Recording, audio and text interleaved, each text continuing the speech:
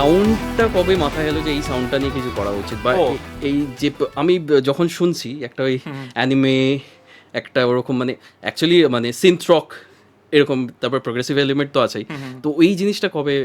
That's a good question. So actually, I think যেটা হয়েছিল, I'd been making like little songs and uploading a SoundCloud from 2010-11 or something. I don't remember, something like that. But I'd keep making like tracks and stuff, and I was using Reason Buletta DAW chilo at the time. But every time I'd make a song, I'd like make like a track. It's all etude. I was just like practicing stuff or like trying something new, learning a new music theory thing. আর ওটাকে apply করার চেষ্টা করছি. I think around 2015-16-ish, maybe 2017, around that time there was a lot of so okay, there's a few things that happened. There's a number of things. One, 2014 Mark Ronson, 2015 Mark Ronson, কোন একটা ইয়ার 2014 বা 15, mark রনসনের এই uptown special বলে অ্যালবামটা বেরিয়েছিল, এটাতে uptown funk গানটা আছে Bruno মার্সের, like it's like a really that's the famous song, but if you listen to the whole record you'll realize যে লাইক একটা থ্রোব্যাক প্রোডাকশন স্টাইল করা যায়, যে একটা ইরাতে এই শব্দটা এক্সিস্ট করতো, যে এই সেন্সগুলো ইউজ করা হতো 80s এর শব্দটা. Not to say that I was trying to do his version of the 80s, because his version of the 80s is very much in the like 80s bands, like band centric music hota. So there's like real drums, real bass guitar, but the synth is always like a Yamaha DX7 synth or something like that. Oi ekta style of je একটা album যেটাতে সবকটা গানের একটা ইরাতে exist করে, specific time, even if it's being made in 2014, which is now 11 years ago, but that's another conversation. But ওই ব্যাপারটা একটা শুরু হয়েছিল, শুরু হয়নি মানে people have done things like that. There were also other records by a band called Gunship. There's Carpenter Brute, who's also a really good producer, French producer I think. এদের অ্যালবামটা ডাফট পাঙ্কের যে অ্যালবামটা, র্যান্ডম অ্যাক্সেস মেমোরিজ, অনেকগুলো এরকম record হঠাৎ exist করছিল around that time where everyone's pointing at a year, at a specific year and going, what if we made a sound right now which sounds like a different time. So R also drive বলে ফিল্মটা বেরিয়েছিল. I know I'm pointing at many things, but that's how my brain works. Like it's coming from many places. Drive বলে ফিল্মটা, Nicolas winding রেফনের যে ফিল্মটা, ওটাতে কাভিন্সকির একটা গান ছিল night call বলে, and the soundtrack of that film is also of like this John Carpenter soundtrack kind of thing. That sound didn't really have a name ওইভাবে, it was just pop at the time in the 80s, কিন্তু modern times এর জন্য একটা genre name was required, and a lot of people for a while attached the word Outrun, because Outrun is the name. Okay, so Outrun has a history. I like this kind of thing a lot. The word Outrun is the name of a video game from the 1980s which had a soundtrack like that. But Kavinsky released a record which had the song Night Call on it, which was called Outrun. So people just went, oh yeah, that's Outrun. The genre is called Outrun. But then slowly that name became synthwave, because it's like synth-centric new wave kind of music. So that was that sound. And there was a very clear connection in my head that happened. This is where I'm finally arriving at the question. This clear thing happened in my head where, oh yeah, but if you listen to Dream Theater Images and Words, they are using those synths. If you're listening to a lot of like guitar records from the time, that's the sound. That is kind of the sound that they're going for. What if I really went in that direction? What if I dug into like anything that sounds like synth heavy music, which includes, you're pointing at anime. Anime is like a thing, but video games is a huge thing for me. So Capcom video games like Mega Man, Street Fighter famous themes, like Guile's theme for instance. Video games like of that era, Contra of course, so like or NES, I grew up with an NES, so like those soundtracks are always like live in my brain. They live in my brain forever kind of. So ওই সাউন্ডগুলো সব একটা মিশম্যাশ হয়ে একটা জায়গায় এসে দাঁড়িয়েছিল, where it's like, yeah, this is also progressive rock. Because one of the interesting things about progressive rock is that progressive rock isn't like progressive in the sense it's always moving forward. It's always looking back also to find inspiration in places that are not rock. Like if you listen to Jethro Tull, which is also progressive rock, they are looking at folk music. and being inspired by folk music to be like, oh, this is progressive rock. If you listen to Steve Vai, there he's looking across the world at different like Bulgarian wedding march. That's the famous thing from like Freak Show Excess. Oiganta is like Hungarian wedding music. Okay. So they look back at things. We look back at things and see like, okay, this has never been turned into rock, or this has never been performed in a rock context. So we questionটা is like always like at the back of a progressive rock musician's mind. তোমার contemporary ওই সময় কেউ এরকম সাউন্ডটা নিয়ে explore করছিল? আমার যতদূর মনে আছে ওই সময়টা গণেশ টকিজ এরকম একটা সাউন্ড করে Ganesh Talkies did have Ganesh Talkies was a fantastic band. They did have like a lot of musical influence from like the Indian like Bollywood-ish scene, which has a lot of that actually. Like it does have like the influence of like the Bapi Lahiris, the R.D. Burmans of the world kind of thing. ওই সিনটা থেকে বার করে একটা rock punk একটা scene বার করেছে, which is like fantastic. I was a big fan. And there's all such great musicians.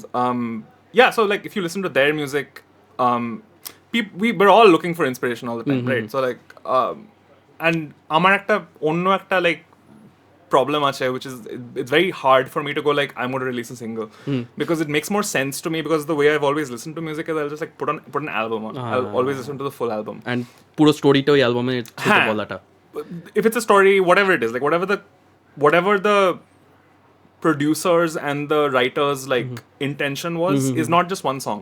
Like that one song is meant to like grab your attention, but the whole album is supposed to do something. Like it's supposed to take you on a journey, take you to a place, and I love that kind of record. When a record can like take you somewhere, that's the thing. That's all I care about. I don't need to be rock metal. I don't need to be anything. It can be any kind of record. If it takes you somewhere, it transports, if the whole experience transports you somewhere, that's where I'm at. That's what I want to listen to. And that's what I want to create as well. Okay. So what was happening for me when I was doing Incredible Journey of Light was that kind of thing, where I was like, I need to find the thing. I need to find what is the thing, what is that story, what is that place I want to take you. And somewhere between progressive rock, music from cinema and video games of the 80s and 90s, and the synthwave, approximate synthwave movement that was happening. Okay. Somewhere in the middle of all of those things was like, this is what Incredible Journey of Light is. It's an instrumental album about space travel, which is retro-futurist. ওকে, আমার এই কোয়েশ্চেনটা ছিল যেটা হলো তোমার first যে অ্যালবামটা ছিল ওটার দুটো গান, Incredible Journey of Light Part 1 and Part 2. হ্যাঁ, দেন সেকেন্ড অ্যালবামের লাস্টের গানটাও সেটা, তার সাথে সেকেন্ড অ্যালবামের ফার্স্টের যে গানটা সি বলে সেটা যেটা ইন্ট্রোটা it's very similar to first অ্যালবামের যে ফার্স্টের গানটা ছিল। So what is the story? So, okay, that's a great question. So one of the things I like is a record which, like doing fun stuff with time with records. Okay. One of the points of inspiration for that kind of thing is probably, I'm just going to say like it's Dream Theater. But it's very simple answer. Because they've done multiple projects. I'll just say projects where they have songs যেটা একটা অ্যালবামে গল্পটা শুরু হয়েছে, তারপর second অ্যালবামে গল্পটা continue হচ্ছে। Like mic পটনারের লেখা যে অ্যালকোহলিক্স অ্যানোনিমাস 4টে গান আছে। তো 6 degrees of inner turbulence এ গ্লাস প্রিজন ব্রেড গান আছে। আচ্ছা, পরের অ্যালবামটাই কি ট্রেন অফ থট, অ্যালবামটাতে ডাইং সোল আছে। সিস্টেম্যাটিক কেওয়াসে রিপেন্টেন্স বলে গানটা আছে। আর এই before he left Black Clouds and Silver Linings এ একটা গান আছে, it's called Shattered Fortress. তো এই 4টে গান, they're connected thematically, so all the riffs are like, if a riff has been established in one song, that riff will have an evolved version in the second song. But lyrically কোনো connection থাকতে পারে, একটা full section এখান থেকে তুলে ওখানে আরো বড় হবে, ওখানে like দুটো বার, এই নেক্সট গানটাতে ওটা লাইক 4টে বার, ওই নেক্সট গানটাতে পুরো গানটাই ওটা, ওই one riff. You know, that kind of game that they play. In fact, systematic 6 degrees of inner turbulence এর লাস্ট যে গানটা আছে সেই গানটাতে একটা কিবোর্ড প্যাড আছে যেটা হচ্ছে ফেড আউট করে। ওকে, ফেড আউট করে যখন নেক্সট অ্যালবামটা ট্রেন অফ থট যখন শুরু হয়, which is like a few years apart, train of thought যখন শুরু হয় ফার্স্ট গানটাতে একটা ম্যাসিভ একটা প্যাড ওইভাবে ফেড ইন হয়, and it's the same exact tone. Like, it's just like little games that they play. In Okay, fact, বুঝতে পেরেছি। Images and Words, this is the more famous one. Images and Words এর মধ্যে one of the most epic songs that they've ever made is the song called Metropolis Part 1. Okay, huh. That when they released it, they called it Metropolis Part 1. They just called it Metropolis Part 1. কোনো Part 2 সিনই নেই। কাছে পিঠে কত কিছু নেই। Metropolis Part 2 is a full album called Scenes from a Memory, also known as Metropolis Part 2. And the whole album is almost structured like this. The one song, if it's like একটা icon যদি হোয়াটসঅ্যাপের আইকনটা যদি শুধু এতটা হয়, খুললে অ্যাপটা এত বড় তো, it's like Metropolis part 1, scenes from memory is the whole album. So তোমার কি ওইটাই আইডিয়া? তুমি যদি সেম জিনিসটা তুমি যেটা বলছো এটাকে যদি আমি একটু এক্সপ্যান্ড করি, তো তোমার তাহলে কি সেম আইডিয়াটা যে এই দুটো অ্যালবামটা করলে তার সাথে একটা স্পেশাল সিঙ্গেল একটা ছিল যেটা দেখলাম, তারপরে এরকম চলবে, মানে প্রত্যেকটা কানেক্টেড থাকবে এরকম কিছু আইডিয়া আছে? না ওরকম না। That's actually a good question because I have a third record coming out at some point. I don't know when. At this point, if depending on when the interview is out, hello people in the future. Whenever the interview is out, it might be out by then. I don't know yet. I'm not sure about the exact, but the songs are ready and it's done. But that's a fully different story. It exists in a different world. It's like doing its own thing. These two records, after I finished the first album, I was like, I feel like there's still more to tell, but tell is also a very complicated জিনিস, কারণ জিনিসটা তো instrumental album, মানে লিরিক্যালি কিছু নেই আমার, যা বলার মিউজিক্যালি বলছি, আর ওটাও সেটা তো যায় আসে না, মানে যায় আসে না exactly. Like to some degree আমার মাথায় it's like this is the place where it comes from, and if it's honest for me and it's like solid and concrete for me, then I know that I can trust in the fact that once the music is out or recorded and done, then I know that this is valid music to me, this makes sense, this is a solid piece of work for me, I can trust in it and people can care if they want to. Now if first duta album it's like it felt like there was more to tell. I had more, and music theory wise the stuff I was like excited about and the things I wanted to experiment with, I had more to expand, so just that's all it is. But তুমি যে সাউন্ডটা করছো it's very experimental. আমি যদি properly শুনি, আমার এই সময়টা দাঁড়িয়ে যেটা মনে হচ্ছে, তো তুমি কখন স্যাটিসফাইড হও একটা গান শেষ করা? এই সময় ওই স্যাটিসফ্যাকশনটা কখন আসে? কারণ কি সবসময় যারা মিউজিক যারাই করে কখনোই সে স্যাটিসফাই হতে মনে হয় যে না অ্যালবামটা আরেকটু যদি টাইম নিয়ে যদি বার করা যেত বা এরকম কিছু। আর তুমি সেকেন্ড অ্যালবামটা যেটা রিলিজ করেছিলে সেটা হলো তুমি ওই লকডাউনের ফেজটার মধ্যে, আমার যতদূর মনে হয় লকডাউনের শুরু হওয়ার জাস্ট আগে, which is like March 20th release করেছি, 22nd আমাদের ইন্ডিয়াতে লকডাউনটা holo. So like I'd been writing that album for like a while, which is why it's called Incident 2019. It was supposed to release before 2019. Okay. And in fact, the name of the album is also a joke reference to. আমি একটা first অ্যালবামটার একটা physical copy বার করেছিলাম, একটা limited edition physical copy, সেটার মধ্যে অনেক like literature and like staff আছে, world building art stuff আছে, যেটার মধ্যে there is a reference to the idea of an Incident 2019. Which is why it's called the Incident 2019. It's like an inside joke for the two people who bought that. Not the two people. There's more people who bought and thank you so much for buying. But the physical copy. But so to answer your question about like perfectionism or whatever, like when is one satisfied? Amar system ta, I think this is a system that a lot of people follow. I have like a very clear sense of this is when I'm in composition phase and this is when I'm in editing phase. Like first day, like when I'm composing, if I'm coming up with ideas, like matha eta kichu elo, I'm like I won't overthink anything and I'll just make. I'll just sit down and I'll just like compose and I'll just write and I'll record and get it as close to what I'm hearing in my head, and then I'll stop. And I won't think about it for a while.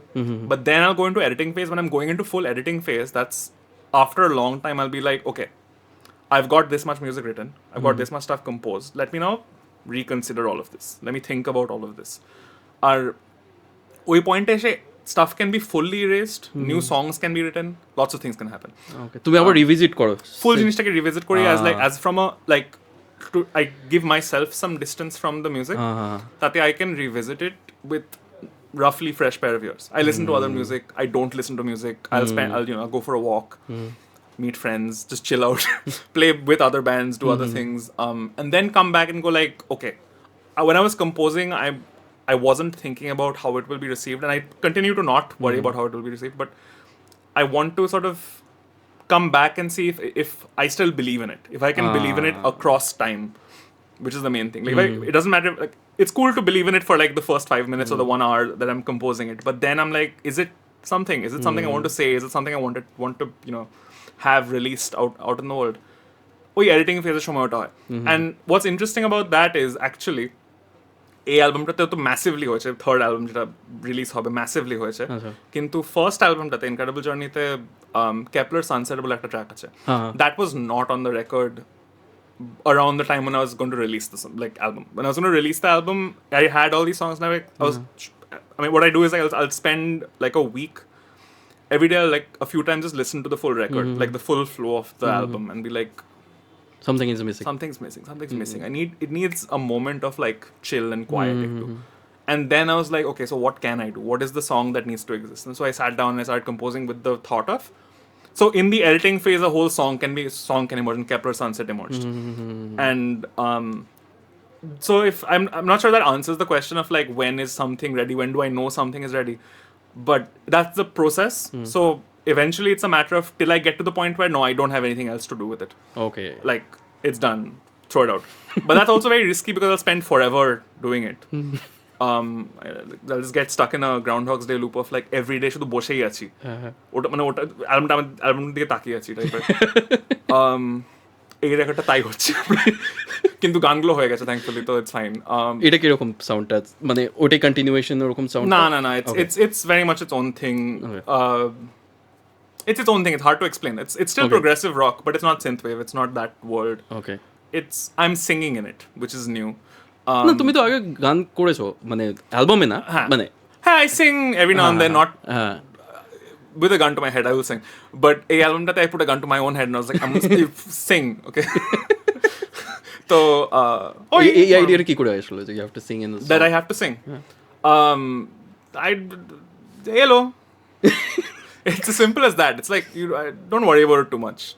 যদি মনে হয় গান লেখার আছে. So okay, no, real answer, I think around 2016 আমি একটা ওই classical guitar কিনেছিলাম, ইয়ামাহার একটা C80 বা কিছু একটা,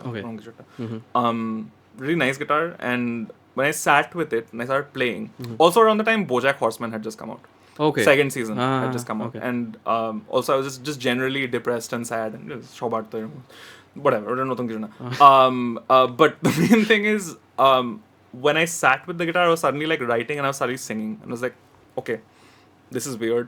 This hasn't happened before. But around that time, suddenly a lot of songs were emerging. Suddenly a lot of like lyrics were emerging. I was like, okay, cool. I'm going to keep this in mind. I'm going to shelf this for now, and I'll come back to it. Okay. And then 2020 the incident release kar por, I'm like, okay, maybe I can come back to this. Maybe I can do something with it. And some songs started to flesh out. And it was there in your head তখন থেকে? It was there. It's been like a lot of my work is like that. Like things are there from like 10 years ago. I'm like, okay, let me তুমি কিছু record করে এরকম কিছু রাখো না? মানে হ্যাঁ রাখি ফোনে রাখি, কিউবেসে কয়েকটা সেশনে আমি রেকর্ড করে রেখে দিই, বা কোথাও একটা রেকর্ড করে রাখা আছে somehow. I'll revisit and be like, can I do something with this now? Am I feeling this sound right now? Am I like in a place where I can honestly just represent what that feeling was now? Is how I come back to things normally. So এই অ্যালবামটা হওয়ার পরে there's like another shelf of like other music that's ready to go after that. So তোমার অ্যালবামটাতেও একটা আমি দেখছিলাম যে একদম পুরনো যে মানে ওল্ড ওয়েস্টার্ন ক্লাসিক্যাল যে ইমপ্লিমেন্টেশনগুলো হতো, ওই জিনিসপত্রগুলো আছে কিছু কিছু জায়গায়। তো তুমি কি মানে একদম মানে পেছনটা রিভিজিট করো, মানে একেবারে পেছনটা কিরমভাবে, মানে কোন মিউজিকগুলো তোমাকে বেশি ইন্সপায়ার করে বলে মনে হয়? কোনো কিছু বেশি কম ইন্সপায়ার করে না। I understand. I'll tell you what. I listen to anything from, I'll listen to anything. I'll listen to any record, honestly. I'll listen to any record. There's no bar, honestly. There's no like limit to what I'll. Okay. That sounds like a brag. That sounds weird. Sorry. Let me rephrase this. Okay. I will listen to everything, and I do listen to everything. Anything I can get my hands on, if it's interesting, I'll just listen to it. Like last year, one of my favorite records was a Charlie XCX or Brat Bole record. It's fantastic. It's a brilliant dance pop record, and it tells a brilliant story, and it sounds like the kind of album I was talking about, where it's like it tells a full story. It tells you who this person is and what this like energy is. But then I'm also listening to like Scottish traditional music for reasons. I'm also listening to like Bulgarian women's choirs for other reasons. I'm also listening to like video game music from the 80s for other reasons. I'm listening to Cassiopeia for some reason. I'm listening to Gustav Holst's Planet Suite for some reason. It doesn't matter. There is literally no bar. All music that exists, anyone who has done anything with audio and made time sound interesting, I'm into. That's all I care about. Ultimately, that is all I care about. So that's the main thing. Like, I don't necessarily care about playing guitar or playing keyboards or producing synthwave. I just care about making time sound interesting. And as long as someone does that, I'm listening to it. If it's not interesting to me, then I'm not listening to it. But I'll eventually come around to it and find it interesting again. ওকে আর জো স্যাট্রিয়ানি কি তোমাকে influence করেছে মানে খুব হ্যাঁ of course কারণ কি তোমার সাউন্ডটা আমি মাঝে মাঝে যদি শুনি ওরকম একটা এরার থেকে যেহেতু belong Sure. Nah, that's valid. I went to the Joe Satriani live concert when I was in class 8 or something. John Kolkata এসেছিল। নজরুল মঞ্চ পারফরম্যান্স it was নজরুল মঞ্চ না, এটা রবীন্দ্র সরোবর স্টেডিয়ামে। ওকে হ্যাঁ ওই but same rasta. This is pashe. But yeah, it was a really like impactful live show. But I was listening to a lot of Joe Satriani growing up. Specifically the album Strange Beautiful Music and Engines of Creation. Big fan of those two records. Steve Vai is a huge influence, of course, massively. Yeah, all the guitar players like the Paul Gilberts of the world, the Ingves, the Guthrie, all of them. Guthrie to massive mone hoy amar joto big, yeah, they're all big inspirations to some degree, of course. But like that's not the only thing I'm like focused on. Like that was a big influence for me when I was learning how to play guitar for the first time. Because it's important to listen to those things when you're like focusing on just being a guitar player, because you need to get around the instrument first. Yeah, true. Maybe that's also in question now. It doesn't matter. Who cares? There's no rules. There are some rules. Don't quote me on it. Yeah, like as far as just the instrument is concerned, I think those are my influences. But as far as production and composition is concerned, anything is my inspiration. I hate that it's a very vague answer. But I like everything, honestly. But then electronic music টা তোমাকে বেশি inspire কোথা থেকে হয়েছে, তুমি কার থেকে বেশি? Specific artists. There's honestly no specific artist, but I can tell you I can tell you two producers I'm listening to currently who I'm really really fond of. One is One Tricks Point Never. Okay. And the other is A.G. Cook. They're fantastic producers. এটা আমাকে শুনতে হবে। I highly recommend it because they're just really good. Have you seen? Are you a fan of cinema generally? Have you seen the film Good Time by the Safdie brothers? No. The Ota's soundtrack is done by One Tricks Point Never. Okay. But that's not the limits of his work. His work is like incredible. There's some incredible stuff in his like under his belt. Ota, tapor very recently, maybe a week ago, I started listening to a really good album. It's called Perverts. Our album ta hoche Ethel Kane bole ekjon artist er. Okay. Really fantastic stuff. Oh, you know what? Electronic music. One of the first points when I was like really exposed to electronic music that like really like clicked with me was Gorillaz at 2010 এর একটা record আছে Plastic Beach bole. Okay. That's another album that tells a story where they really went hard in the marketing and in the design work also, but like if you just listen to the album you can tell it's not a story. It's vague to call it a story, but it all exists in one world in a very nice way. It's got really good like featured artists on it. It's like Snoop Dogg's on it, Mos Def is on it, Little Dragon is on it. It's an incredible record. Okay. It tells a story in a way that I was like I did not expect from electronic music. But then after listening to that, I was like, oh wait, no, there's a lot of artists like that actually that do that. There's a fantastic hip-hop record from 2016, I think. 2014, and of course, To Pimp a Butterfly, Kendrick Lamar's album title. Acha. Onno level. Acha. 2016, I had a record chiller, Splendor and Misery, bole, clipping it. It's a Afrofuturist music concrete record, which tells a story of like space travel in a way, but it's like its own thing. It's like it tells the story through an African-American lens in a way that I've not experienced. And all of that is inspiring to me, is what, like, all of that is like somehow it's not very, it'll never be very clear how it inspires, but it's there. Like it's the sentiment of like wanting to tell one kind of story or wanting to tell a story in some way. which is not like once upon a time A happened, then B happened, then A went to B, and then they had a fight, and then A and B became friends. The end. It's not that kind of story. It's like sonically there is a way to tell a story which is a little intangible. It's not quite. There's no real rules to it. Okay. There are some like sub rules that you can kind of follow, but there's no real rule to it. But chasing that, anyone who chases that is the thing I'm massively inspired by, and I like chasing it. So it's like that's the main inspiration. Chasing the ability to tell a story in a medium that is not meant for storytelling in a way. You know what I mean?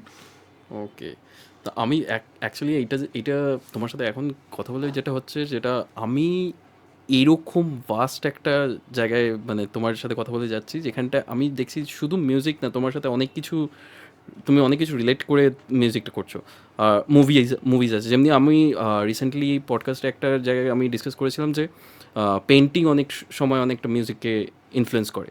তো শুধু আমি যদি audio জায়গার থেকে ছেড়ে দিই, যদি আমি জাস্ট ভিজুয়ালের দিকে আসি, ওরকমভাবে কিছু তোমাকে কখনো ইন্সপায়ার করেছে? Visual work, other kinds of like art forms. Massively. I'm trying to think of paintings, if at all. I think one of my favorite artists is this surrealist René Magritte bole. Okay. There's a very specific kind of surrealism which is a little funny. আমি শুধু ডালিকে চিনি ওই রকম। No, Dali surrealism is one kind of surrealism, but René Magritte is a very specific. I'm sure you've seen. I'll tell you. There's a famous painting by him called Son of Man, I think it's called. আচ্ছা। The painting is of this man who's wearing a suit and a red tie, wearing a top hat. মুখের সামনে apple আছে. Yeah, him. Big fan of his work. Okay. I can't explain to you how it inspires me in the music, but there is I'll tell you what it is. There's a difference between Dali's surrealism and René Magritte's surrealism.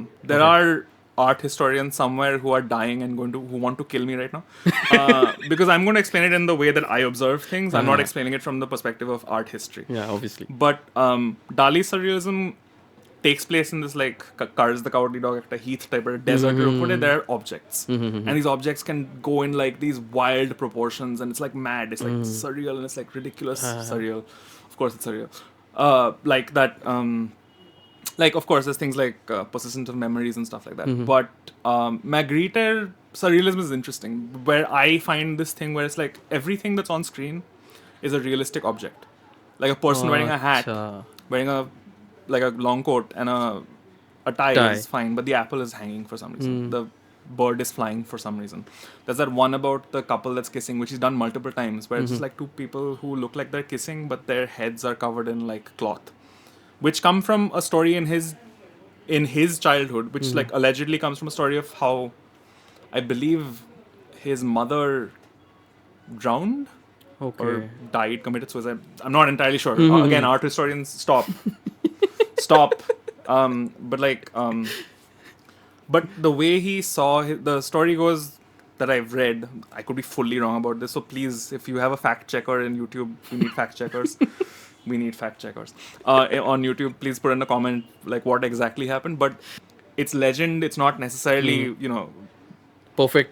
Like there's no one knows if that's the exact story. Probably I don't know. Maybe it is. Maybe it's not. Maybe I'm imagining it. Maybe I dreamt it. But that's surrealism. That is how it works. But the story goes, and this is the sad part. I'm sorry for all the comedy, but the story goes that when he was a child, when he saw his mother's dead body because she had drowned, it was covered in cloth already. So he didn't get to see her face. And that's just an image that stuck with him. And that image shows up in a tragic, romantic sort of setting in the painting, where it's hard to... where when you look at the painting, you feel like a melancholy. You feel this like intangible feeling of like, you're not sure why you feel sad when you see it. If you feel sad, maybe you feel funny, who knows. Like that's একটা perspective. That's art, like that's how it is. But you're not quite sure why you feel this one thing. But you feel it, and that's because it comes from a place of something real. Which is why I really like Magritte as a surrealist painter, because all his work looks like it's a real thing that could physically happen, but generally it won't. Like it's an arrangement of elements that physically plausible but not probable, if that makes sense. Okay. So now connectionটা তুমি কিভাবে musically তুমি I mean I'm not, it's there somehow. it's the, I'll tell you what it is. I, like we were talking about how I listen to music or what my inspiration is. Like I said, I listen to everything, and it's really important for me that I listen to as many kinds of music and as many records and as many artists as possible, because Ota is going to show up in the music that I make at some point. True. And there's no way for me to know when it's going to show up. There's no way also for me to control, unless I have to make music for an ad or something where I have to be like, okay, na এটাকে এই গানের মতন বা এই জিনিসের মতন বানাতে তুমি তো অ্যাড করেছো অনেক করে, বেশ কটা করেছি, বাট লাইক ওখানে like I have to put on a fedora, I have to play a ukulele, I have to put some claps and কেউ একটা whistle করবে, একটা ting করবে, একটা triangle বাজবে, ওটা একটা separate, that's a different craft. But like very true, when I'm making my own work, or making something that's honest in some way, I have to we all end up having to pull from our life experiences, and the fact that music is such an intangible kind of genre, because it's not like carving, it's not like sculpture, it's not like painting, where I can physically represent something in the real world. With music I can only associate. I only have the power of associating, like, oh, rock sounds like rebellion, pop sounds like conforming, hip hop sounds like, also rebellion perhaps, whatever. Synthwave dance music sounds like, partying. But those kind of associations are a little intangible. They're a little not quite material. They exist. I'm not saying they exist on a higher plane. That's not what it is. It just exists a little away from pure realism. You're throwing some music out, and someone listens to it and goes like, okay, this makes me feel a certain way. And you depend, and you just like trust that that's all there is. Of course, this is a different conversation if you're like talking about, say, a Bob Dylan, for instance, where like it's just acoustic guitar and he's clearly telling you what he's singing about. Like he's clearly painting a, Bob Dylan famously very good at painting a picture for, like he sings like Subterranean Homesick Blues, you know exactly what the setting is, you know where it's taking place, you know what the socioeconomic state of the world in the world he's talking about in the song is. But in a world where I'm just making instrumental music, it's very hard to, it's not hard, it's just like it's a thing of, you trust that the listener has history, and you trust your own history, to make something that hopefully grabs something, that hopefully manages to tell a story in some way. Sometimes it's obvious, sometimes it's a little, you trust the process, you just. So তুমি এখন কারোর সাথে মানে resonate করতে পারো এরকম, যে এরকম তোমার টাইপের যারা মিউজিক করছে, যদি বাইরে কারোর সাথে রেজোনেট করে থাকো, সেরকম কেউ আছে? In the sense, মানে তুমি ধরো এখন অলমোস্ট তোমার মতো যদি কেউ মিউজিক করছে, সে কে? মানে যদি I would say honestly, every person making music right now, honestly, because I have the problem where I hate saying this, but I don't think in genres, or I don't think in, you know what I mean? So anyone who's making music right now, as an independent artist, already the work is very not rewarding, right? Because like record sales to hoy na, Spotify আমাদেরকে টাকা দেয় না. True. It is what it is. The economy doesn't work for the artists. Like even Chappell Roan had to go on stage at the Grammys and tell, and make a speech about how record labels don't care about the artists that they have on. How they're robbing us or something. Yeah. So labels, we got you. Have you got us? Is the thing that she said, right? So like in a world where artists from the people winning Grammys to us, anyone who's doing it, anyone who's doing the work, this work, everyone's has to come from a place of honesty eventually. Even if they're making something that's in a style of like, in a completely different style of music, everyone's in the same boat of like, we're putting out something that we honestly feel, it comes from our history, it comes from the music we've listened to. Everyone's doing it. Everyone's doing the same thing. But then তোমার history যদি আমি বলি, মানে তোমার প্রথমে ছোট থেকে তুমি কিভাবে মিউজিকটার মধ্যে ইনক্লুডেড হলে, মানে কিভাবে তোমার জার্নিটা শুরু হলো? বাড়ি থেকেই মিউজিক ছিল কি? Nah, there's no musicians in the family. Okay. But my father used to listen to like lots of like Santana, Bob Marley, some Cream, some Bonnie M growing up. And then when I got a little older, my brother was listening to Metallica and Iron Maiden. And then Judas Priest, and then other records. So it was just like listening to lots of like records, and I think the main thing that happened for me was Santana kono ekta record. either Supernatural or Black Magic Woman, something. One of those records was like, Supernatural was one of the records that was on a lot when I was like starting to switch on as a human being. I was like, I exist. Oh no, you know, existentialism has begun.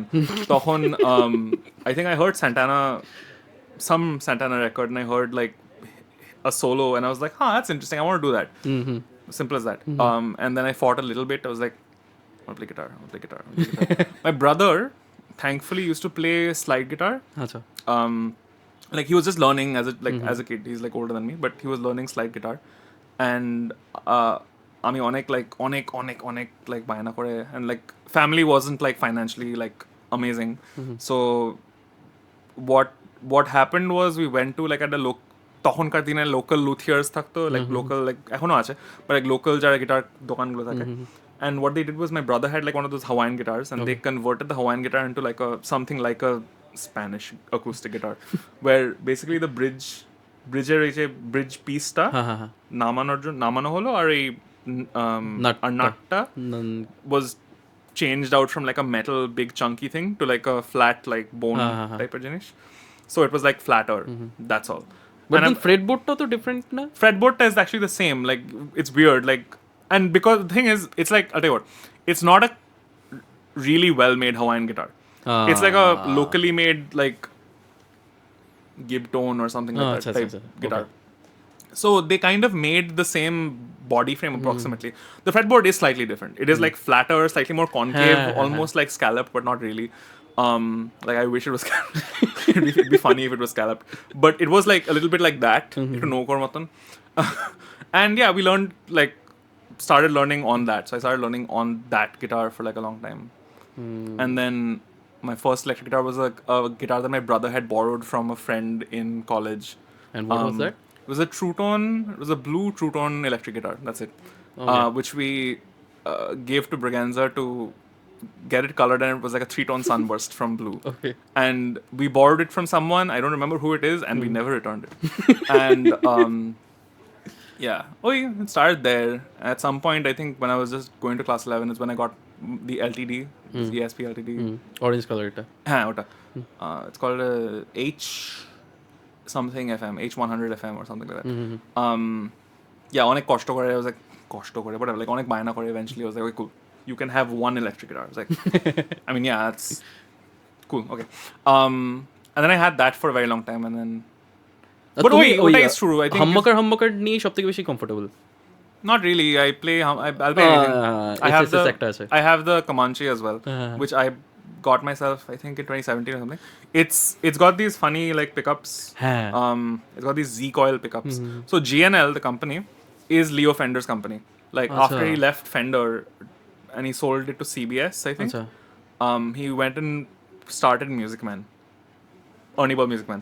He started Music Man, and then he designed amps there. He designed the Stingray bass, and he designed the Cutlass electric guitar, which is almost like a Strat, but like a more modern version. And then he left Ernie Ball to Sterling. He left Music Man to Sterling Ball, and then he goes and forms a new company with a guy called George Fullerton and another guy called GNL. George and Leo. L is Leo. And Ohana, he designed more guitars. He created something called the ASAT, the Comanche, the Legacy, the S500 and stuff like that. But the specific one I have is the Comanche. The Comanche uses like a Z coil pickup, which is very similar to like the P basses, where instead of having a single coil, you have two different coils for the bass strings and the treble strings. Tate you have them wound ulto so that like it cancels out any magnetic hum. But it sounds like a fat single coil. So I don't really, honestly, it's literally a matter of as many guitars as possible. I only have, I say only, I have 3 electric guitars. That's pretty much luxury, honestly. But like as many guitars as you have, that's as many like core sounds as you can have. And the more you have, the more control you have over like what you want it to sound like. If you have less, you can do a lot with like one guitar. You can honestly do a lot with one guitar. But having like a second option is really nice, so that when you're recording something, it just sounds a little different. That's all. Okay. So এবার আমি যদি এখন recent তোমার সিনারিওটায় আসি, তাহলে I guess তুমি লক্ষ্মীছড়া, ওটা কি তুমি লক্ষ্মীছড়া জয়েন করেছিলে না? I was playing as a freelance. Yeah. So whenever John wasn't in town. Okay, so ওইটা কিভাবে তো শুরু হলো মানে? So okay, That's fun because I've been okay, so this is I'm wondering where to begin the story. I think the best place to begin the story is at a World Music Day concert Korechilo jam study at Taj Gateway Hotel. আচ্ছা 2017 18 বা কিছু না, it was a concert of it was just like a concert where like a lot of artists played like a little bit, like played 15 minutes type of thing. Okay. So lots of artists played that show, and that was my first time playing my own set.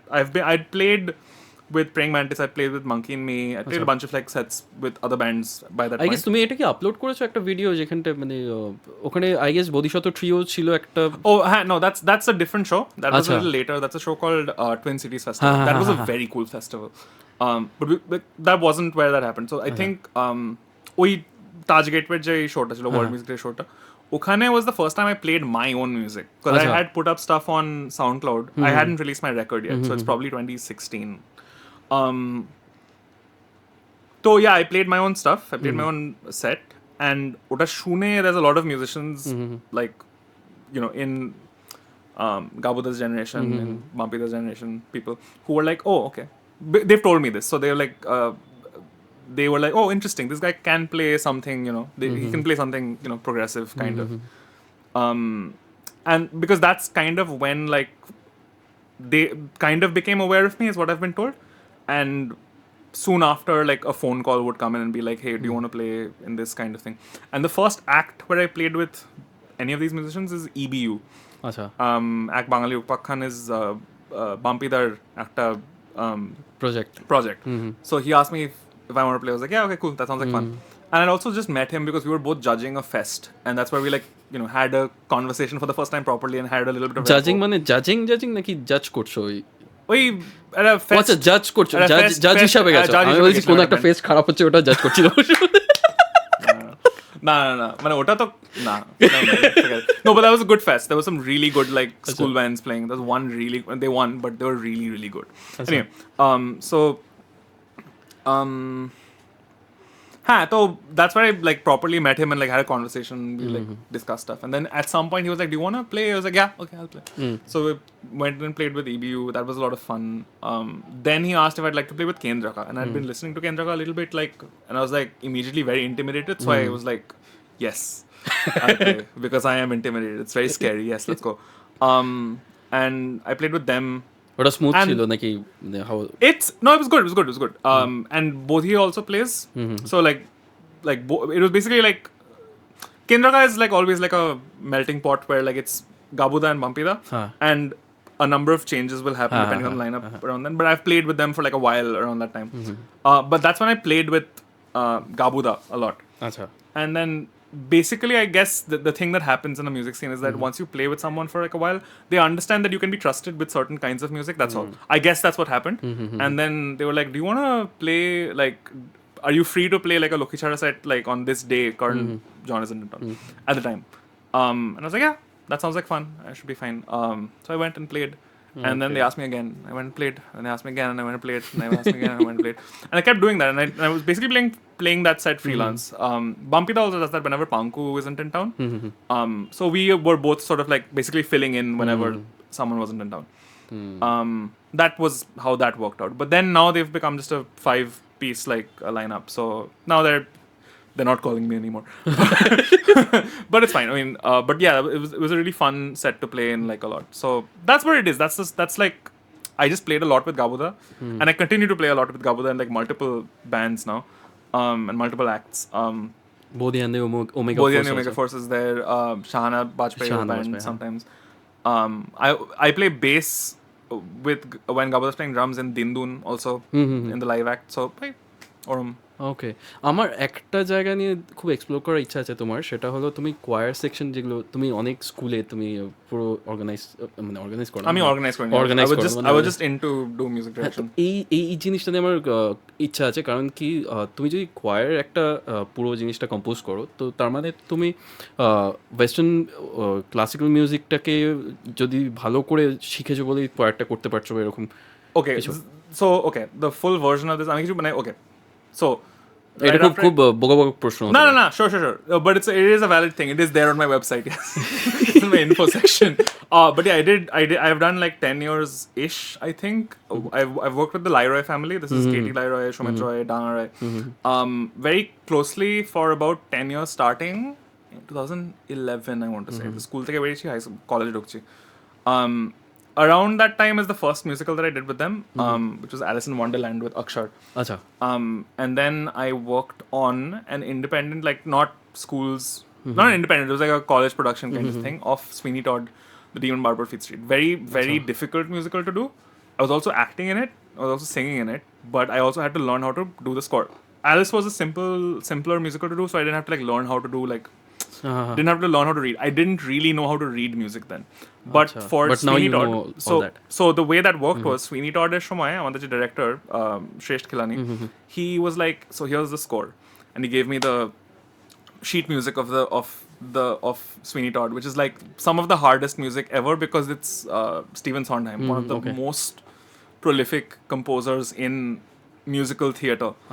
And he gave me the score and I was like, okay, so I'm going to have to first learn how to read music, and then I'm going to learn how to read Stephen Sondheim, because it's not like I had to basically go from like it's like saying I had to learn in about a week. I had to learn 2+2 and then immediately jump to like quantum mechanics a little bit, not really quantum mechanics, but but that's the kind of level, because that's the level at which Sondheim writes, and it's really that good. But thankfully I know music theory without like the reading part. I know how chords work, I know how scales work, I know how music works by that point. This is in 2012. So I always had, I knew what to fill in the blanks with whenever I don't know something. আমি তখন শিখছিলাম না. I was I think around class 11 was when I stopped for like a while, but interactions keep happening. But ওই class 11 যেরকম হয় science পড়ছি, some nonsense Bangali family of like না পড়াশোনায় মাথা দেবে, okay fine. But আমি দিইনি. Independently I was still practicing everything that Amit had taught us. So that's how it works. He gives you the keys to the Ferrari and then you just keep driving it forever. Is the way it works with Amit, honestly. He'll if you're learning it correctly, he's always giving you the keys to like learning forever a little bit.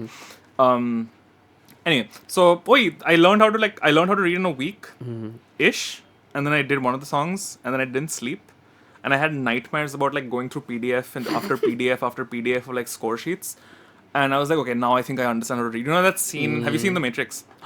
So you know that scene in The Matrix where Tank sends Neo into like the Matrix, and then he wakes up, he's like, I know Kung Fu. That's what happened to me with like reading music. That was like the speed at which I had to like learn. Because I had to learn, I had to transfer the piano score onto piano in Reason, which is what I was using at the time, and then turn that into an orchestral score, and just go and rehearse the next day. একটা উইকে ওটা একটা week. তারপর I think we rehearsed for like 3 months total. 3 months through I was keeping on doing, but within that 1 week I had to figure out what I had to do. Otherwise I won't be able to like make the score work, right? So once I got that down, I was like, okay, cool. I now have a skill. I just have to keep practicing this. So then 2013 we did Wicked with Lamartine, and then various other musicals that came after that. 2016 we did like Lion King. 2013 we did 3 different musicals. 14 was Sound of Music. 2015 was King and I. 2016 was Lion King. 17 was The Wall, Pink Floyd's The Wall, where I trained a band to play as well as like the choir. 2018 was what was 2018? Hunchback of Notre Dame. And I worked with Shireen Ghosh on that. Shireen Ghosh from Win the Pond and Shireen Ghosh of Shireen Ghosh. On that, we both worked on the score and teaching the choir like separately. Okay. And then 2019 was The Little Mermaid. So I've done like musicals from 2011 to 2019 till the pandemic happened. And I basically really honestly just learned on the job as much as possible. And there's enough. If you know the questions to ask, there's always information online. There's always stuff to learn online, and you can always like fill in those blanks if you know what questions to ask. That's if you have the key to the Ferrari. That's what it is. Like, and it was literally that. It was literally just like learning on the job, like one day at a time. Thankfully, everyone around me, like Dana, for instance, who is one of the directors, Dana Roy. This is the family, the Leroy family. Katie, Shumit, Dana. Katie and Shumit, they're like really old members of the Red Curtain, theater production company Okay. from like a very long time. Okay. They're one of the oldest theater companies in the city. They're fantastic. Okay. And this family is like connected to like the theater scene in a big way, and they're old thespians in the city. They're like legends. Okay. Dana's their like daughter, and Dana was the director of a lot of these productions, and she's learnt singing in choirs in multiple contexts. One of them being Celeste from Bombay, fantastic choir conductor. I've been to one of her rehearsals. Okay. Blew my brains out. But like everyone in the scene honestly has like learned like pieces from here and there, and we sort of like combine it all into something, and we sort of find a way to teach children how to do the best that they can in like 5 months, 3 to 5 months, depending on how long we have time with them. And yeah, like it's literally just learning on the job. It's like we know what it needs to sound like. That's all. We just know what it needs to sound like and look like, and we're like, okay, so if it needs to get there, I need to have this research in my background. So let me go and do that. Let me go and study that before we even start rehearsing. Let me go and study like Isathamia like choir like style. Let me learn this. Let me learn like Notre Dame Latin choir kind of stuff. Like what pronunciation should sound like, what the music should sound like, what vocal resonance should sound like in this style of music. And then we take as much of that like and then bring it to the kids and we teach them, and then they learn, and then they do their own research and they bring this stuff to us. You know how it is. So But এখন হ্যাঁ বল বল ওটাই তো it's literally just it's really learning on the job, but it's like a lot of like research and like so we spent like 72 hours just staying awake just like doing that for like days and like months. ওকে ওটাই so এখন যদি আমি একটা situation যদি বলি, যদি তোমাকে একজন বলে যে পুরো একটা শুধু কোয়ার না, মানে পুরো একটা অর্কেস্ট্রা তোমাকে কম্পোজ করতে হবে পুরো জিনিসটা, সো তুমি ওটা পারবে? I can figure it out. Actually maybe I can already. I probably can. It would take a little more time than usual because I don't have a muscle for it. কারণ it's literally a matter of আমি ওটা regularly করি না, অনেকে regularly করে, অনেকে orchestrator হয়, যারা হচ্ছে শুধু ওটাই, that's the job. Like people send you music like in a preliminary sense and you go like, okay, so এটাকে যদি আমাকে একটা অর্কেস্ট্রাতে ট্রান্সফার করতে হয়, as like how do I get the orchestra to sound good playing this music. That's a job that some people have, orchestrators. Shireen is a very good orchestrator. She's now working in LA and she's doing really well. She has a muscle for it now. I don't, but I could. তো তোমার অ্যালবামেও তো শিরিন যার কথা বলছো উনি flute বাজিয়েছে I guess. হ্যাঁ, flute বাজিয়েছে। And that's before she left for LA. She was still here.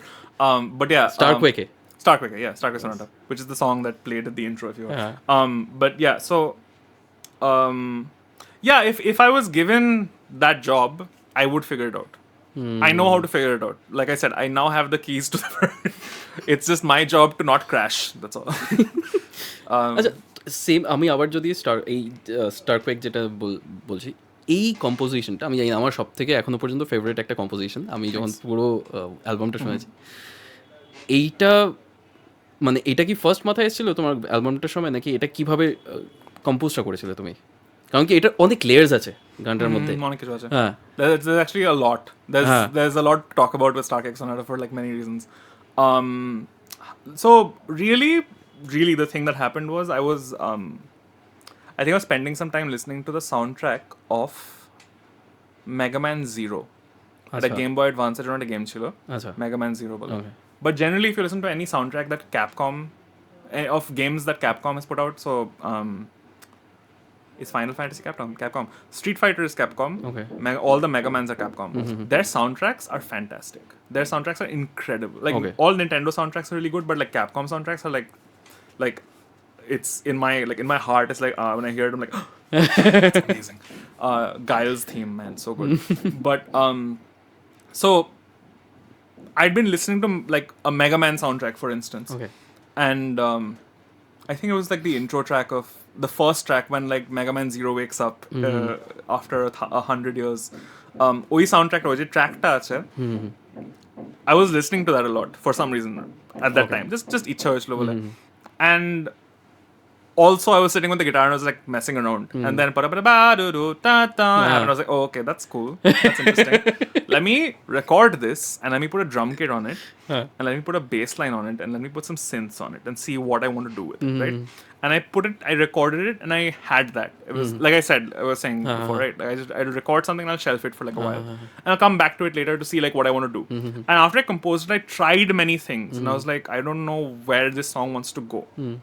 But one of the weird like thoughts that I had was, one of the things I like about Japanese composers is that a lot of their harmony sounds like it's very classical harmony. Like their harmonies don't sound like rock harmonies. They're not like playing, just chugging like power chords. All their harmony is like rooted in very interesting modal modulation. Okay. Like the way they shift from like one like scale to another. Jazz? Not jazz as much. Well, jazz uses it for sure, but like Mozart in a sonata would be using it very like, obviously.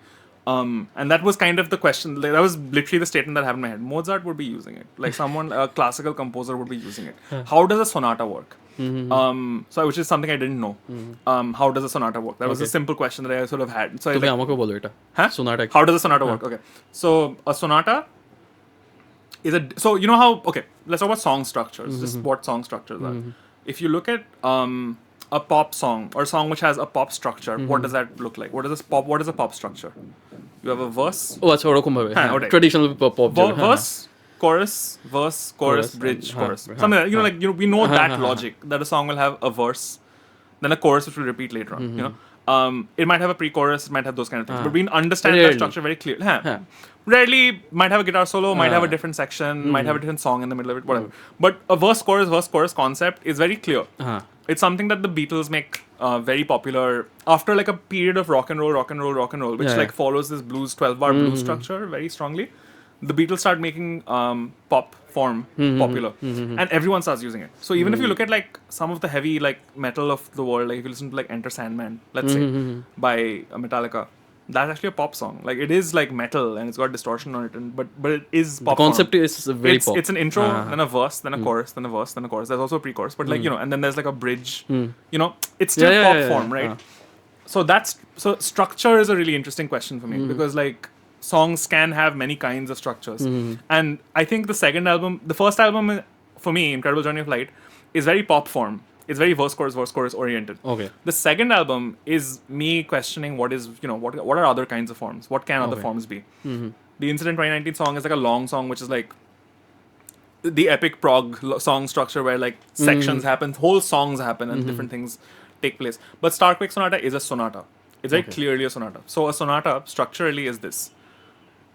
There are 3 parts to a full sonata. Okay. The first part is called the exposition.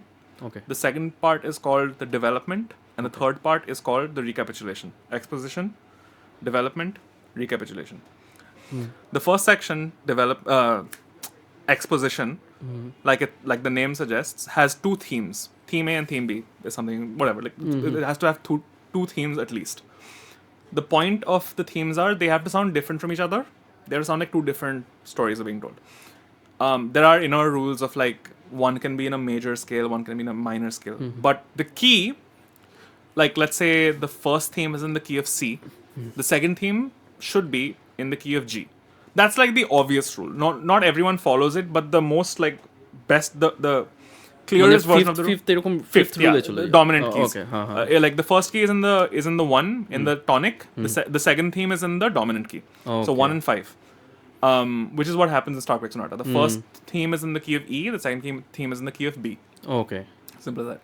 So in the exposition, that's what's happening. And they need to have qualities to them that sort of separate them from each other. If you listen to some like really good like obvious sonatas, like Beethoven's Fifth is a really good example. That one is a really good example of that. Okay, so majkhane je story build up partta. Oh. And Mozart's 40th is a really good example. I think it's 40th, might be 42nd. I think it's 40th. Okay. But yeah, so are really good examples because that's the kind of thing that they do. So the first theme is in the key of is in the tonic key, the second theme is in the dominant key or in the 5. And the scales basically you're trying to make sure that the moods that they're presenting are different from each other in some way. You want to separate them out a little bit so that you have two opposing ideas at the exposition. That's it. You have two opposing ideas. The development section is about colliding them and like playing around with them, transpose them, make them interact, do whatever you want with it, like change it around, like mess around with it in as many ways as possible, whatever you want to do with it. Okay. And that's where you're literally going like, okay, so this is my one ingredient. This is my second ingredient. How can I combine those ingredients to do whatever the fuck I want with it? Sorry for the language, but like whatever the hell I want with obviously, it. So that's your development section. The development section is them colliding and having conflict. And then your recapitulation is basically you come back to the original themes, but you're also addressing ideas that you had during the development section. Like you might address like these like little pieces of like some like a change that you made in the development section. You're referring to that again in the recapitulation. The other thing that can happen if you wanted to, depending on how the story you're telling with the song, theme A and theme B will now be ideally in the same key, not in the 1 and the 5 anymore. They'll be in the same key, and sometimes if you want it, will be in a more similar mood in some way. So 40th is a great example. Mozart 40th is a great example because the second theme initially in the exposition is in a major key, isn't a major scale. It's on the 5th and it's in a major scale. It sounds like a happy lilting kind of thing, but then it becomes really tragic because it's suddenly it's in a minor key. So they both become minor, and they both sound tragic and sad. So the ending is like a tragedy, which is really fun. That kind of thing. So you're trying to find ways to like just simple musical techniques to create a separation between them, create conflict, and then in a resolution, it's very like 3-act structure films, create in the resolution, they've come together in some way. After having conflict for so long, they've come together in some way. Pianist যে মুভিটা তুমি এটা বলছো যখন pianist যে মুভিটা ওই আমি যদি মিউজিক্যালি যদি বোঝাই তাহলে it's a Sonata Yeah. A lot of films are actually. The word melodrama that is said, when we say melodrama, it doesn't mean MELLOW. It's MELO, which comes from melos, which means music. Melodrama, it's like musical drama. The drama is musical in nature.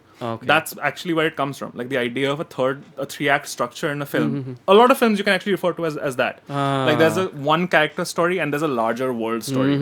And then at some point when the first act ends in the exposition of in the setup, when the conflict is happening, the first character is now in training, or they go on a hunt for something. Exactly. And they are now interacting with the larger world of whatever. And at some point when they come to this like height of like understanding of what this larger world is, something collapses and everything makes sense now. And the hero is at the worst point that they are in.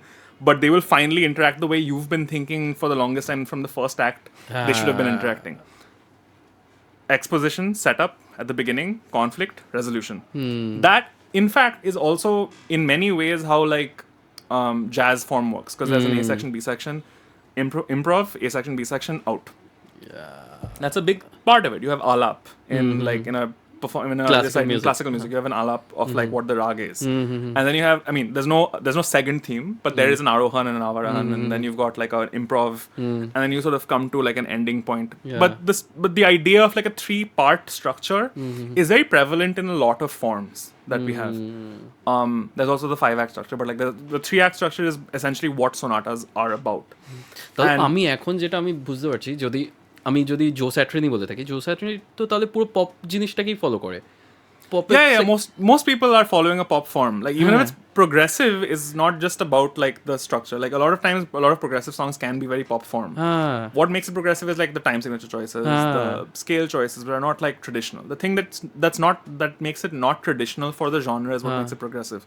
But form can be pop, like because very often it just works very often you kind of just want to tell that kind of song. You just want to write that kind of song, and it's totally valid too.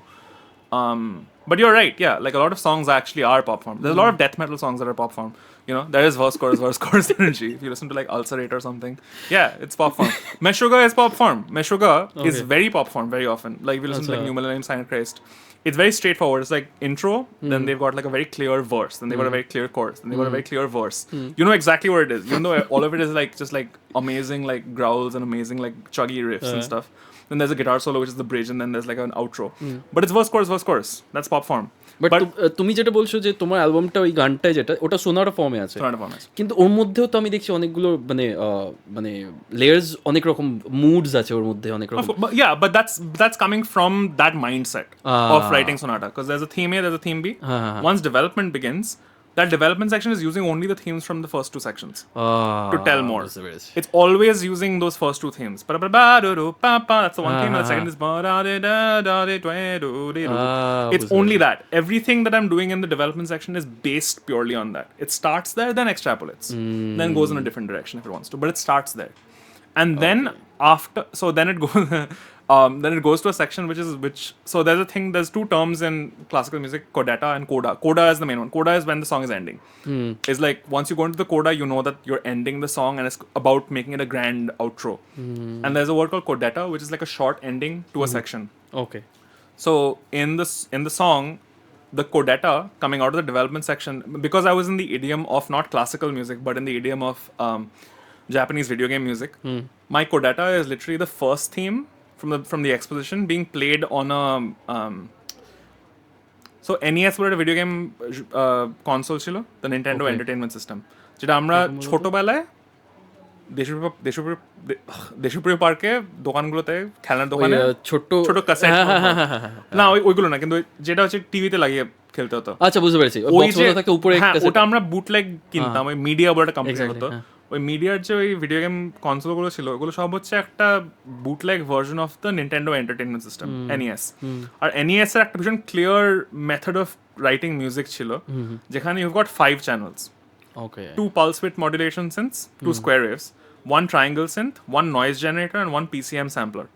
কিন্তু এটার মধ্যে 4টে হচ্ছে ওই দুটো মেলোডির জন্য pulse width, একটা triangle for base lines, আর একটা noise generator for drums and percussion. But those were also the voices that were doing like audio, like এটা কেউ গুলি মারলো বা কেউ ঘুষি মারলো, ওই শব্দগুলো ওখান থেকেই আসছে। 4টে line of monophonic audio was the whole game. ওটা করার জন্য, if you want to compose for that, there is a free software called Fami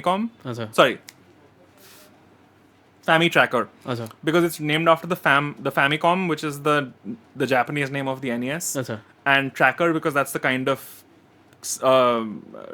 digital audio workstation that you had to use. A tracker, a sequencer or tracker is the specific kind of thing.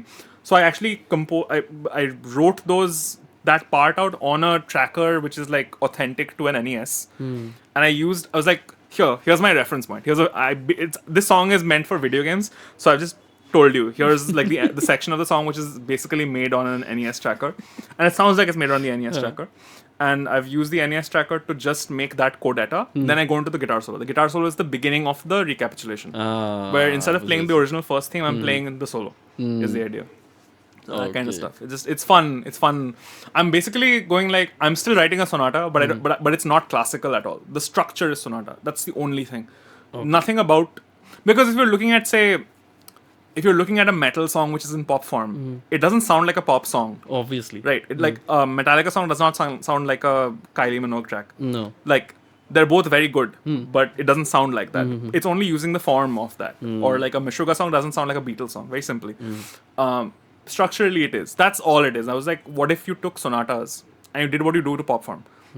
Like, what if you took a sonata just as a form purely, nothing classical about the harmony or the melody, just take the structure and that's all, and tell this Japanese video games kind of jazz fusion track kind of city pop kind of thing through the idiom of Japanese video game music, but structurally it's just sonata. That was how that song arrived. Like it's not pop. It's pop is also a strong word. Like it's not pop form. It's a sonata form. আচ্ছা but then তুমি আমাকে আরেকটা ছোট্ট আমাকে একটা জিনিস বোঝাও যে Nothing I will say will be ছোট না না you can see, but yeah.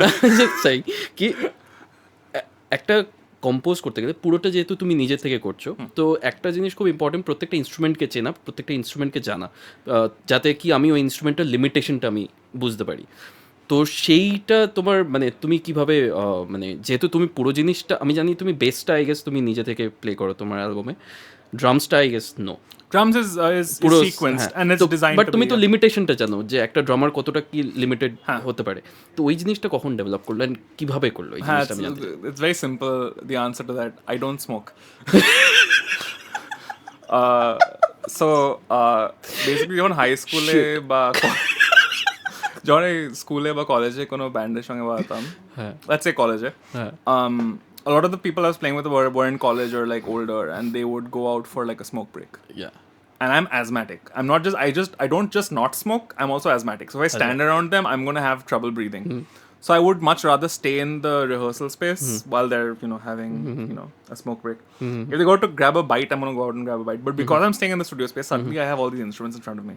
Like, the drum kit is ready. It's right there. The one thing that doesn't happen if I'm playing in a band with, like, if I'm rehearsing with Gabuda, because Gabuda is left-handed, I'm a right-hand drummer.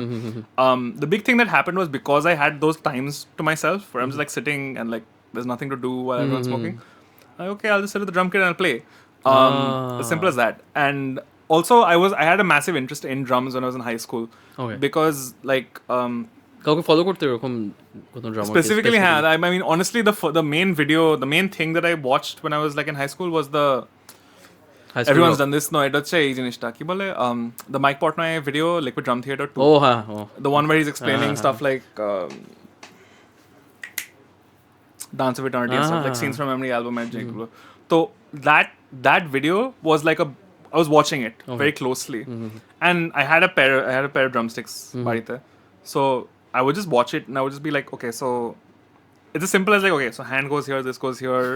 I don't necessarily need like a drum kit to be in front of me to understand how coordination works. So I always had like I use my imagination. So it's two part. So part one, I don't smoke. Part two, I was using my imagination. But that does mean that I can, obviously, now I can play drums to some degree. Also, by the way, if anyone's watching, I mean, people are watching. If you're here, you're watching. If you need a drummer and you want someone to come in and play drums, you can ask me. I kind of want to play drums in an act because I play every other instrument in some act. I just don't play drums in anything. It'd be fun to like try okay that. Then This has been an ad for Rivu as a drummer. No guarantees. It'll probably be really bad, but I think I can play drums. Okay. No, but the point that comes from that is literally that because I understand that I only have two hands and this is as fast as one can play, I know how much is like real and realistic. And I'll make it ambitious, but I'll never make it like impossible. Is a big important thing. But this instinct, this is the reason why this is a really good question, is because this shows up in like a lot of production stuff that I have to do for ads or a film or something, where the request is for like a banjo or an instrument or like instrument I don't play, like, or an instrument that I don't have access to, or a musician with that instrument that I don't have access to, or I can't call, then I have to use a VST. And also very often an ad will come in and it'll be like, we need the track in 5 minutes. So I have 5 minutes to make the whole song. No, it generally is an hour. An hour is like the shortest that we get, but in an hour I can't access those things. But what I can access is the internet. Where I can watch. Yeah, obviously. Where I can very closely watch like either like a really good musician playing it, and two, one instructional video for that instrument. Okay. Then I can understand physically what the limitations of that instrument are. What are the physical limitations of the hand? What are the physical limitations of the technique of playing this thing? And watching that and understanding very closely, okay, I can't do more than this. Because all of that translates to a keyboard, which is like a linear thing, right? And very often it's like, if it's a percussion instrument, it's only two hands. Then are you using your fingers? How much control do you have over those kind of things? True. I don't know why I'm doing it like this. I think I'm imagining a ghatam. But yeah, like or if it's a stringed instrument, like how is the instrument tuned? Is it tuned to fourths? Is it tuned to fifths? Then is this chord even physically possible on that instrument? If it isn't,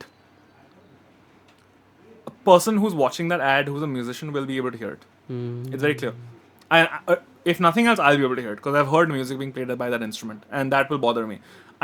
So it's really important to like understand that that's even how you electronic want music তৈরি করতে গেলেও সেই limitations গুলো মাথায় রেখে তৈরি করা উচিত I to- guess.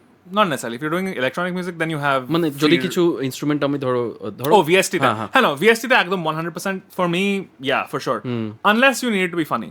Unless you're going for a comedy kind of thing, then you can just drop, some funny noises and it's fine. It's okay. But if you're trying to make something like honest and genuine, it can be funny. But if you're trying to make something that's genuine and you're trying to like go towards something that is realistic to some degree, it's good to do research on that instrument. So even if I don't physically know how to play it, I know how to look it up and understand how it's played, so I can be able to, translate it.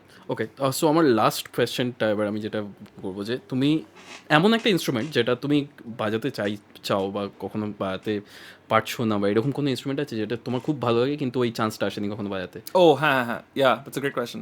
The answer is there's two instruments actually. One is the guqin, which is it's a Chinese instrument. It's got 7 strings. It's a giant fretboard. Fretboard. It's not a fretboard.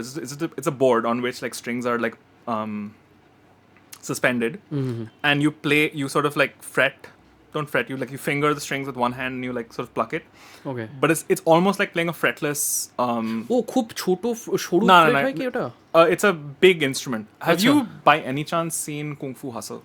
Kung fu হাসল I guess এরকম box মতো। No, I had a lomba ekta neck er moton. হ্যাঁ, And there's a হ্যাঁ, guy who হ্যাঁ, sort of like does this, and there's like animals and like stuff that like blades come out of and stuff. But regardless of like the funny version of that, the guqin is a really like fascinating sounding instrument. I really like the sound of it. I really want to have access to one so I can play it. Okay, They're very expensive and very hard to get here. That's the only problem. But why that instrument? Oh, I just like it. I can't explain it. It sounds really nice. It sounds very nice. I'm also a big fan of like fretless instruments generally. I love fretless basses. I like cellos. I like violins. I like the potential for microtonal music. তাহলে সরোদর তো I guess কিছু Sort of, of course, yeah. But okay, one has access to some every now and then. But like the guqin sounds really good. I love the tone of a guqin. Okay, I just really like it. Can't explain it. I think it'd be like a fun, nice left turn to take as a musician to just be able to learn that. The other instrument is a hurdy-gurdy. আচ্ছা, They sound fantastic. I don't have any other explanation for that. Do you know how? So a hurdy-gurdy basically is. এটা কোথাকার instrument? I'm not sure. I think it's Scandinavian. I think Acha. it's Scandinavian. I Acha. can do research on camera for like 2 seconds. Should be fine. I believe it is Scandinavian. I've seen it being used in hurdy-gurdy. It's a hand-cranked instrument. Which country is the hurdy-gurdy from? Bro, open. Oh, exists not only in France but Germany, Italy, Britain, Russia. It's all over the place. It's all over the place. The hurdy-gurdy is another instrument. It's a hand-cranked instrument. আচ্ছা, It's a stringed instrument. No, wait. Yeah, it is a stringed instrument, and the hand crank is always like constantly bowing those strings, and you're like picking which note to play on like a button press kind of system. আচ্ছা, Sounds fantastic. There's অনেকটা always a ব্যাঞ্জোর drone মতো on- কি, মানে just banjo with যেটা বলছিলে handle? Sort of, not like a banjo, depending on which banjo you're talking about. It's not like the American banjo with like the drum kind of resonator. It's very much its own thing. A hurdy-gurdy. You should just look up a Acha, hurdy-gurdy. acha. It's a fascinating sound. It's a really good sound. It shows up in a lot of Scandinavian fantasy kind of like settings very often. Okay, If you heard the soundtrack of a game called The Witcher, হ্যাঁ, The Witcher 3, it's all over the place, the hurdy-gurdy. Oh. Just a big fan of those two instruments. I really like them for what they sound like. That's all. I don't really have like an explanation to why. Chance থাকলে তাহলে অ্যালবামে? মানে হাতে পেলে তো immediately on an album or something. I'll record. I'll basically first have to spend time with it, but then see what I want to do with it if I wanted to. Okay. Also, like I'm not a huge fan of like the fusion logic of fusing things that don't need to be fused together. Why? I mean, that don't need to be fused together. Like if something feels like an honest place, like where it's coming from an honest, because otherwise you get like stuck in this thing of like, I mean, guitar they like Aktara part that makes no sense to me. But if I'm playing guitar for the sake of guitar, but there is also an Aktara playing, that's awesome. Like if there's a good reason for it and feels right too. That's what I mean. I don't. When I say I don't like fusion, that's what I really mean. Okay. Like every instrument has its purpose, but they can all fit together nicely, like a good jigsaw. An unconventional jigsaw, but don't make one instrument to another thing.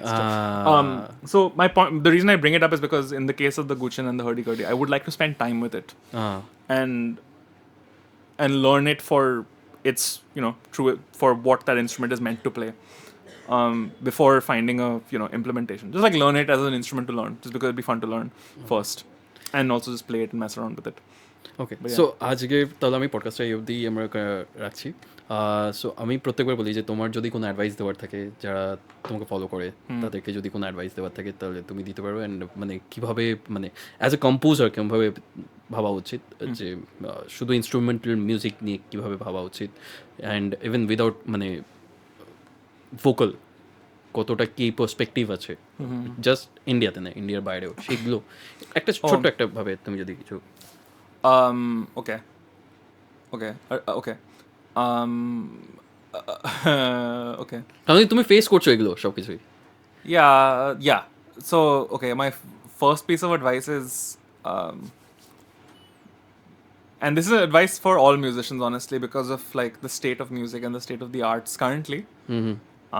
Politically speaking, or just anything, culturally speaking, don't put all your eggs in one basket. Don't depend on the idea that like an album is going to, putting out music is going to get you all the money you require to like live a basic life.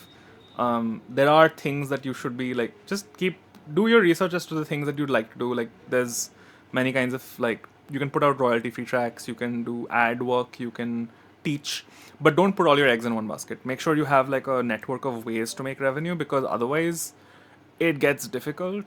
Also records don't sell, so like that's never going to be the only, like you can't, I'm sure anyone who's listening to this already knows this, but it's helpful to still reiterate such things. The second thing is, if you're in Kolkata, leave Kolkata quickly. Quickly, just leave, just go. If you have to study something, if you can. That's the most important thing. If you can, you should. Because, like, while we want to be, if you're here, it's good to be fighting the good fight of, like, wanting to support independent music and stuff like that. But it's always been a fight, and it will continue to be a fight. It will always be a fight. Do you want to fight, or do you want to make music? Yeah. So, like, I'm not saying feel defeated and leave. I'm saying if you want to find your audience very quickly, very easily, and ensure that like the people who are listening to the music you want to make and people are coming to your gigs and stuff, maybe check out some other places and see how you feel about those other places, if you have the the capability to get out of here. Maybe I'm a little apocalyptic, who knows. And I think তোমার কোনো plan আছে এরকম বাইরে যাওয়ার? Complicated question. Don't ask me that question. Cut that. The other thing I think is the other thing I think, okay, to like not talk of like the obvious practicalities of life. I think the other thing is listen to all kinds of music, and don't dismiss anything you don't like immediately. Like, you're welcome to like not like something. You're welcome as a musician to like not enjoy certain kinds of music. But you should at least listen to that music. That's exactly what. You should at least spend some time to like critically understand why you don't like it. Because what you're doing when you're listening to music all the time, it's like when you buy something, or you go and you have a farm, you grow like crops. There's a reason you have like, you listen to music. You're listening to music to acquire those ideas critically and put them in your head. So when you're listening to stuff that you like, the reason you're listening to it is not just for enjoyment. If you're like working in the field, if you're a composer, the reason you're listening is not just purely for enjoyment. It's also to some degree to learn, like to absorb the things that you like about it, so that whenever you're sitting down to compose, you can not recreate it, but like arrive at those same conclusions. That's a little intangible. It's not quite like, there's no like 1 + 1 = 2 to that question. It's a little different. Like, there's something about a hip hop song that you really like that'll show up in like a death metal song. if you're like composing a death metal song. Maybe, you never know when that can come, where that can come from. So don't dismiss the things you don't like. Listen to everything that you listen to very deeply, very critically. Listen to the stuff you like very critically. Listen to the stuff you don't like very critically. Find very clear reasons as to why you like those things and why you don't like those things. And I think final piece of advice: there are no rules. Everything's made up. In the arts, everything is made up. The reason why we follow the rules is because those rules have led to certain kinds of results very often. But you have to know the rule before you break it, I guess. Yeah, I mean, yeah. But I think the bigger version of that answer is basically that, like, the reason why pop form works is because when people hear a pop form song and they hear verse chorus, they're like, yeah, they know that they're identifying that song as that. But that's not a real thing. It's something we made up. It's everything about it is artificial, right? The only thing in music that is like set in stone very clearly, because we live in a Cartesian Euclidean physics world, is like the harmonic progression. It's just the order of harmonics. But even that you can break, which is like fun. So you can ultimately break every rule, but knowing why you're doing them, like, which is where we come to like you should know them before you break them. You literally, ultimately, don't let what I'm saying is, don't let rules stop you from doing the things that you're hearing in your head, because then you'll get stuck in like a loop of like, is this right? Is this good? No, if it sounds good, it's good. End conversation. If it sounds good to you, it sounds honest to you, it's good. That's the end of that conversation. We can always apply, like, if you make music and you're like coming in with something that just sounds good to you and that's it, someone in the future can always sit down to analyze it and find a way to like be like, oh, so this is a new rule set. Like in the early 1900s when like Schoenberg, Berg, Stravinsky, all these people start showing up, Bartok start showing up, and they start breaking the rules of classical music, and they start making 12-tone serialism and like axis theory and things like that, and people are doing like really out there music. John Cage puts out a 4-minute 33-second piece of music which has no audio in it, and like that kind of stuff happens. It's because they think it's interesting. It's because it breaks rules, and they do it because it's interesting. And then people now sit down to go like, oh, that's what was happening, And also that's an interesting other way to like arrive at those things. Like, analysis can happen way later. Don't worry about the rules. Like, learn them so you understand what impact they have. But feel free to break them. Like, there's no rules. Nothing matters. We're all gonna die.